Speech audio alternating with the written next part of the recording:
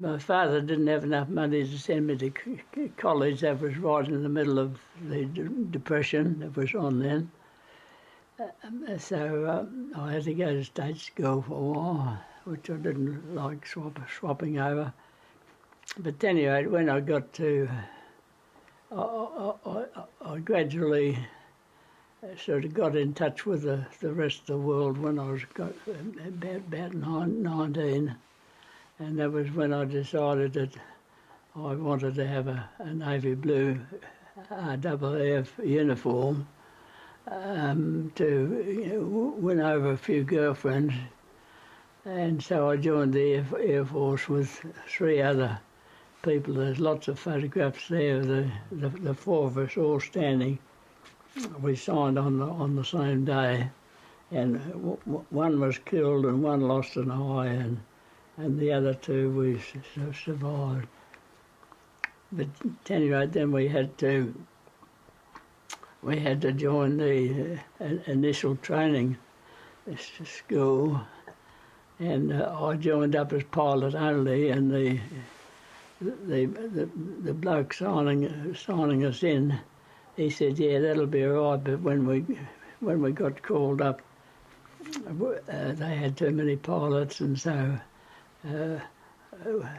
most of us finished up wireless air gunners, and so that on 2 squadron had Lockheed Hudsons, and they had 2 wireless operators and a pilot and a bomb aimer, and we're supposed to do Levitt in Melbourne, and we had to operate out of there, and then without any warning at all, the whole squadron, that's just 12 Lockheed Hudsons.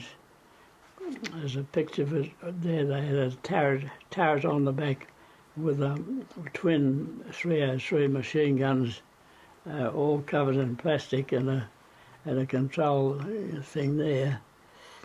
And the whole squadron was supposed to go to Darwin, and then Darwin was a bit hot at that time, so we went to Kopang in New Guinea.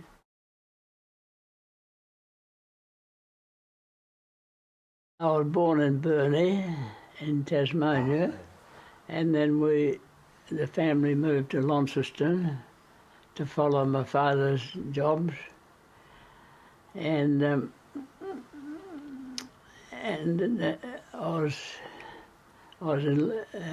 we had a house in Lime Avenue, and my father didn't believe in owning houses. He always liked to rent them, so we had a house in Lime Avenue. And I remember when my father bought the first big music player, it came out an enormous big recorder, and I was sent to, here's a bit short of money, so I had to go to state schools for a while, and then after I've been in state schools for a while, they changed me over to Scots College in Launceston, and so I had the last 2 or 3 years there, but I didn't like schools. And I said to my father one day, I said, I don't like school, can I leave? He said, no, you can't leave till you get a job. And so I got on my bike and went down the street, and I met a mate that worked at Repco. I said, could you give me a job at Repco? He said, yes. And so that's how I got out of school and into Repco. And their boss at Repco was Dave McGrath, who finished up Sir Charles McGrath, and he was head of Repco for the whole world, because they had branches in England and America and all over the place. And it was a pretty full life from there on. And when I went back to, they kept the job for me at Repco, and when they looked as if they,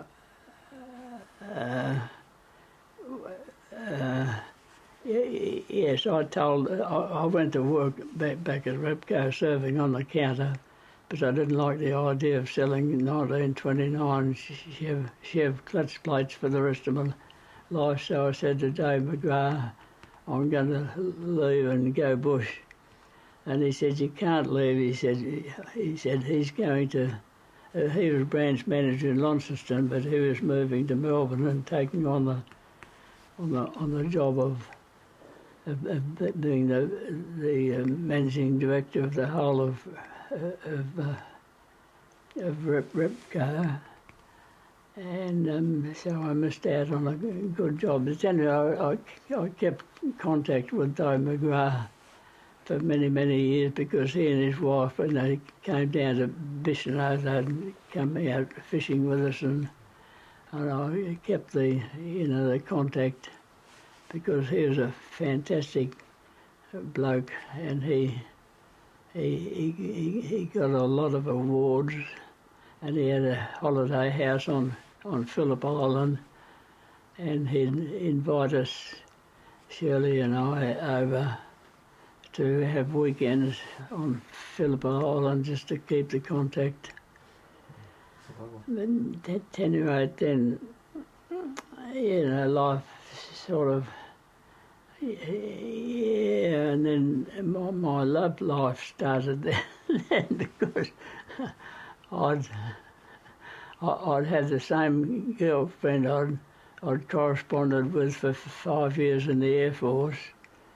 About every 2 or 3 weeks we exchanged letters, and she's a beautiful girl. But when I was discharged, I only had £10 in the bank. I didn't have a car, didn't have a house, had no sort of job. And so one of the mistakes in my life was that I said to Jean Main, I'm sorry, but I'm bowing out. And she, as I say, was one of the big mistakes of my life, because she darted off and picked up a dental mechanic who, I forget his name now, but anyway, she married him, and they had 4 kids.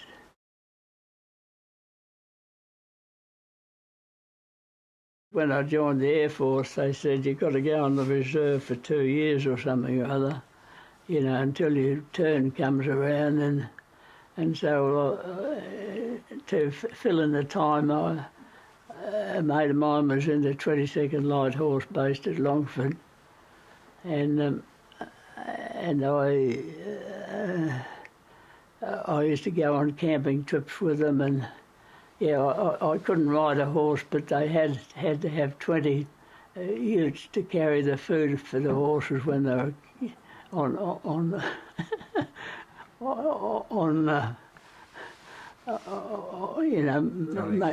making up time, and the drama always seemed to follow me all my life. Sometimes I won, and sometimes I lost, and just fill in time when we were in camp, just near Ross. I had an old car at the time, and I decided to go into the Ross pub to have a beer, and I was just having a beer there, and the barman answered the phone, and he said, "That's from the camp. There's 400 horses escaped from their handlers, and they're heading your way. Would you stop them?" And I was just on my own, and the Ross Bridge was the main. I had a big boxy a Morris Oxford car, and I parked it on the Ross Bridge sideways to stop the horses, and then rushed out and and and pulled up the first 20 or 30 horses, and but they all pushed back and they took all the door handles off my Morrises. They pushed back on it, but anyway, it took them 6 months to find all the horses after that.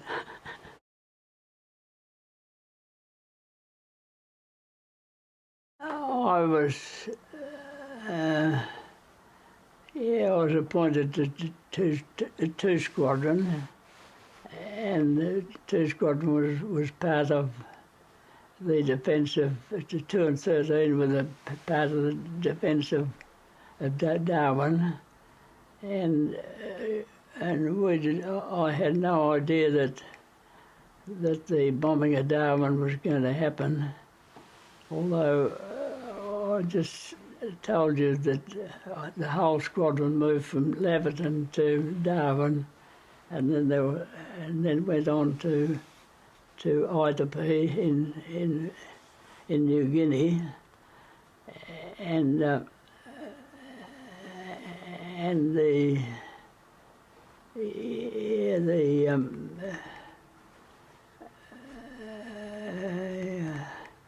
I just lost it a bit. That's okay. Oh yeah, that's right. Yeah, the whole squadron of planes flew from Darwin, from Laverton to Darwin, and I was on the radio as we flew over Lake Eyre. I was fiddling with the radio, and I heard that Pearl Harbor had been bombed. And so when we landed at Alice Springs to refuel, and I told all the rest of the 12 pilots, I told them that the war had come to us. We were going to war, and Pearl Harbor was bombed, so that was a good start to the war, and that's when we were 4 Lockheed Hudsons were squatted on in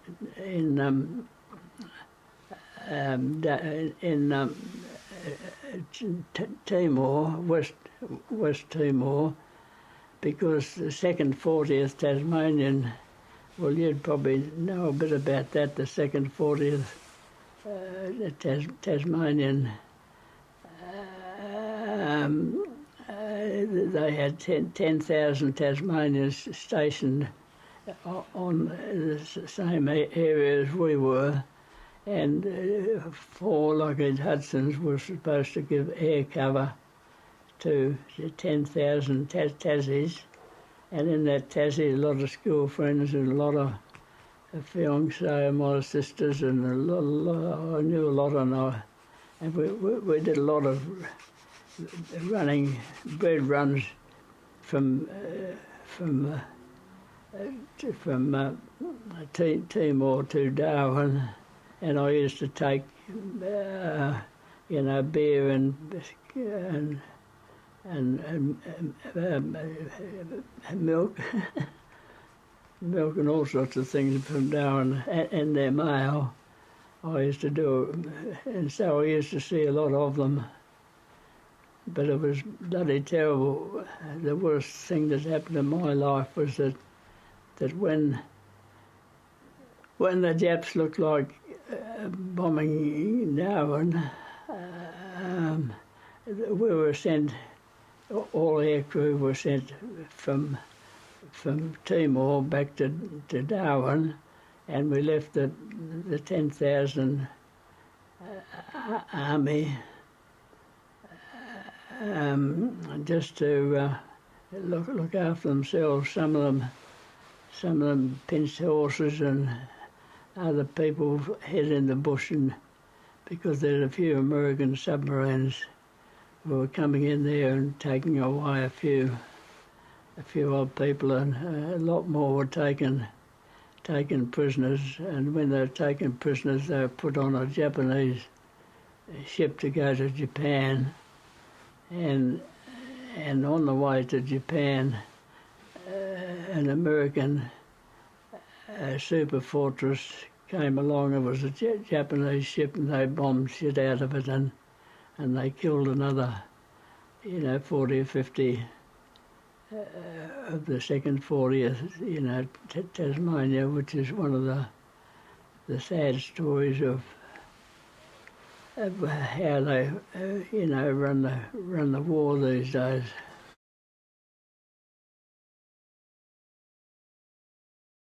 Half of 2 Squadron went to Kopang, and the other half of 2 Squadron went to Ambon, and Ambon was getting a thrashing from the Japs.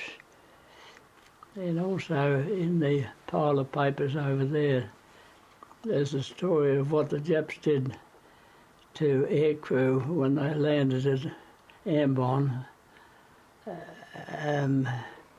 They were very shitty on and the way they dealt with, they lined all the air. Had I gone to Ambon when my name was down, I would have finished up. The Japs lined up 12 blokes and gave them the choice of either getting their head chopped off or stabbed in the heart, and that would have been the end of my life had I not taken the place of John Brettingham Moore, who particularly wanted to go to Ambon because that's where the main hub of the war was, and he pinched my spot, and I went to the CEO and I said, "This bugger's pinched my spot. What should I do?" And he said, "Well, what do you want to do?" And I said, "Well, I've had the same pilot now in the logbook. There's about 10 pages of the pilot I was flying with. I'd like to stay with him." And also Brettingham Moore wanted to stay with his pilot too. So he just handed me his life on a silver platter, and I had to watch he and 11 other blokes take off tail heavy at Moroki, and had to watch the take off within 100 yards of where they were taking off, and halfway down the track, I said to myself that they were in big trouble because the tail was still on the ground. And in 3 other situations like that, when I was sitting behind the pilot, I could see he was having trouble getting the tail off the ground, so I'd turn round and actually scream at the blokes. We always had to carry about 8 or 10 extra air crew, and I had to scream at them to come forward. I only had 2 seconds to do that, and they'd come forward and the tail had come up, and I lived 3 times I did that.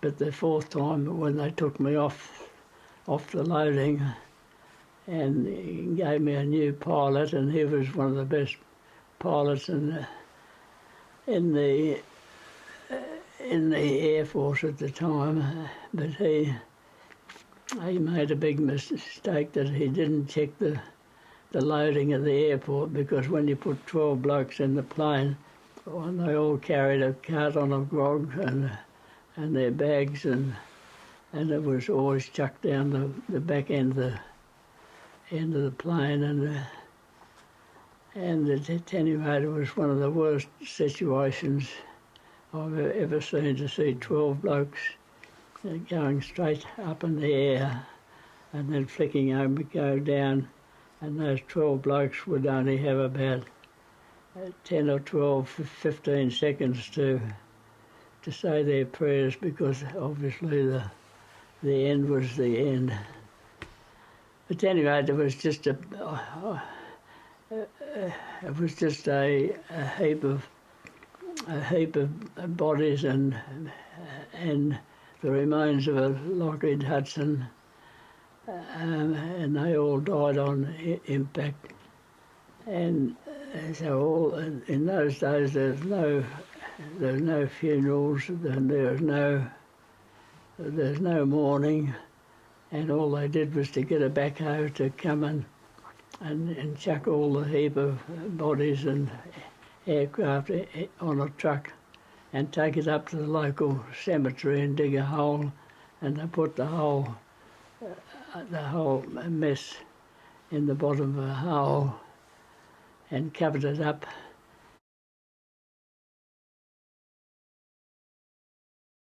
One trip we hit the bomb of Darwin, February the 19th, and they decided that we had to have one more run back.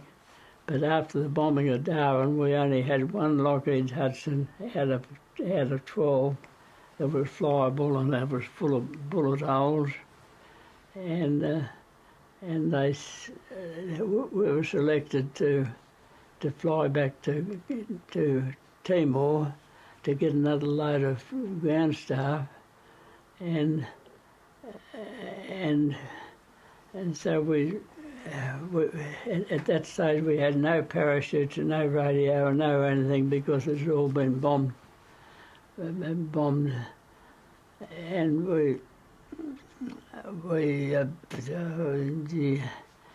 the biggest shock was that when we got back to Timor to land and get another load of ground staff, we ran into the whole Japanese fleet that had just bombed Pearl Harbor. There were 3 aircraft carriers and about 8 or 10 other ships, and they were all bombing Timor, and we were a single plane, and we didn't have any ammo and no bombs and no anything. All we could do was to fly around, just one aircraft full of holes, and fly around, and because all their fighters were overdoing over Timor, at least they weren't. Well, they would have made mincemeat out of us. But anyway, my pilot just got down to about 8 feet off the water, and then flew in between all the ships and just took note. And the ships started shooting at us, but being so low, they weren't doing much good. But when they were getting a bit too close with the bullets, the pilot said, "Well, we've got to get out of here." And so that we turned round and tried to get back to Darwin, but we didn't have enough fuel to do that. So we throttled back the engines as much as possible, and then we just flew at a very, very low speed. And we ran out of petrol when we got to Bathurst Island, where there was a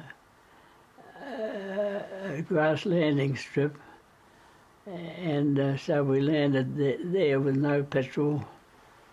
And there was a Catholic school there, and they gave us a tin of pineapple each, which is the only food we had for 2 or 3 days. And then we had to hand pump the petrol from a drum into the plane, and then we took off again and landed at Darwin, and then around about that time, one of the Jap planes had been shot down, and we were the first crew to take a prisoner of war, and I we all had to carry our Smith and Wesson guns in, and I remember I was detailed to look after this chap, bloke that had just come out of the water, and so we had to take him back to Darwin and try and find somewhere to lock him up because we didn't have any POWs then. Anyway, and so it'd go on. We kept on flying as much as possible.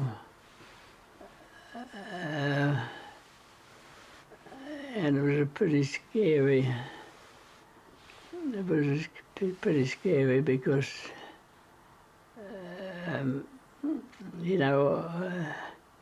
I had a mate who was a Western Australian, and after the bombing,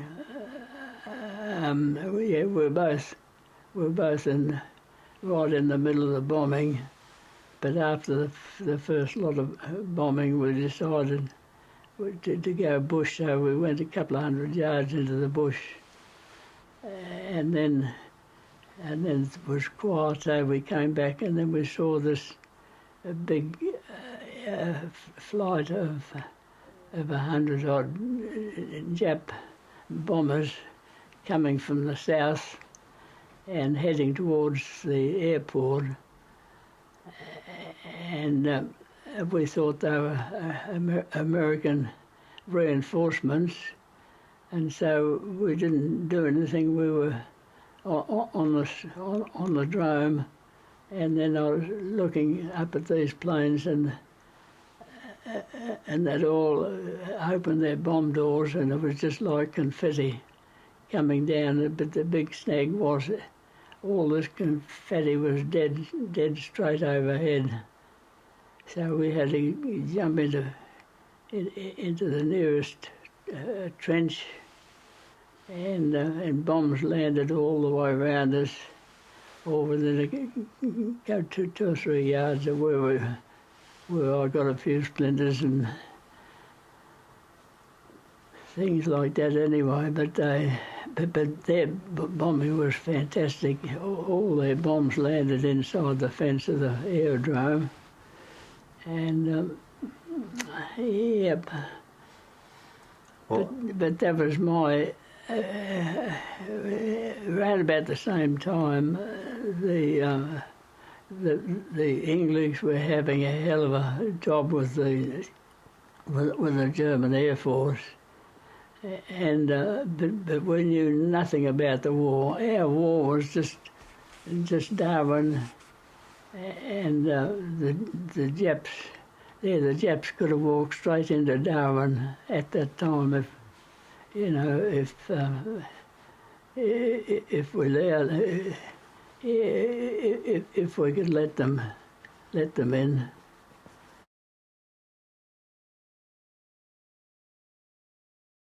Well, the nice things about Bachelor was that it had the beautiest, lovely, warm creek to swim in, and a pub, although we weren't allowed in the hotel because the Yanks got there first and they took over the hotel, and we weren't allowed in Daly Waters or anything like that. The Americans took over the war,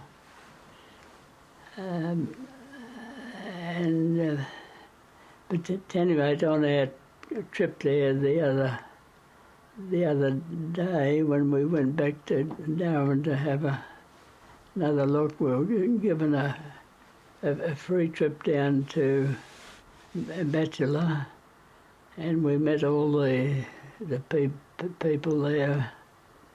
I don't know. Yeah.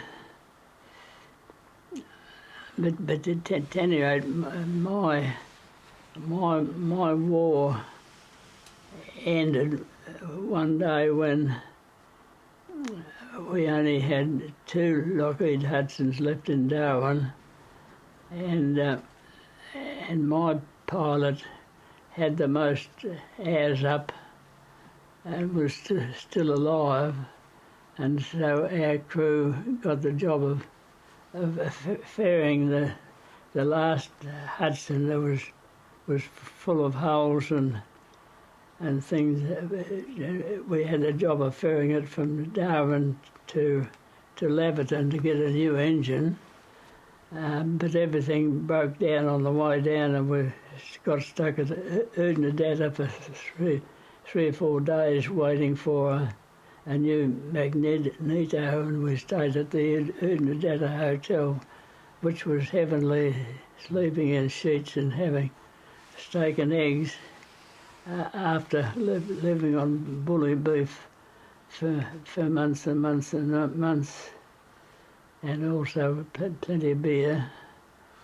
But anyway, then we stopped at Udinadatta and then Alice Springs and then and Adelaide, and then finally got to Melbourne, and I went to my favourite restaurant in Melbourne, and they wouldn't let me pay for the steak and eggs there because I was returned from the war.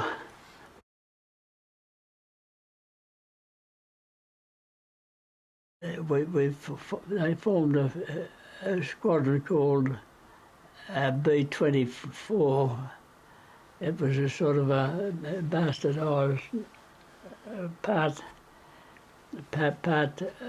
Australian aircrew when they didn't have enough American aircrew to put them on, and it was just a new system of getting used to, four engines, and at least none of them took off tail heavy and went up like the Hudsons used to do. Yeah, well, I could. Yeah, I think I told you the story about when we were getting. When we were waiting on boats to come into Darwin to bring our beer and our the beer and all the spare parts for the radio and stuff, the Northern Territory stevedoring mob, they would unload the beer and then knock off, and they wouldn't touch the radio, and if they did, they'd drop it, from about 50 feet up and stuff that up. And so we had some Yanks with us at the time, so the Yanks said, we're going to fix this. So they set up a couple of machine guns facing the stevedoring blokes that were supposed to be unloading the books. So there were the boats. That was the way we got stuff off the boat. Was sticking a 303 gun down the mouth of the wharfies. That was just one of the hiccups we had.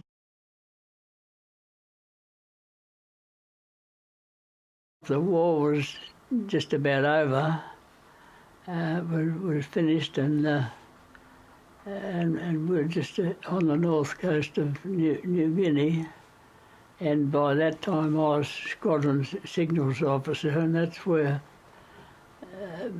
because I did a signals course, and I became a squadron signals officer, and that's how I finished up with my squadron leader. I went another pip up, and so I had 40 radio operators to look after, and all the planes, equipment and so on. And I was pretty slow because wherever we went, great big 4-engine American bombers would land and taxi up to me and say, "Would you fix their radio? Will you? It's stuffed." And so I had to fix on a strange radio set and get it going.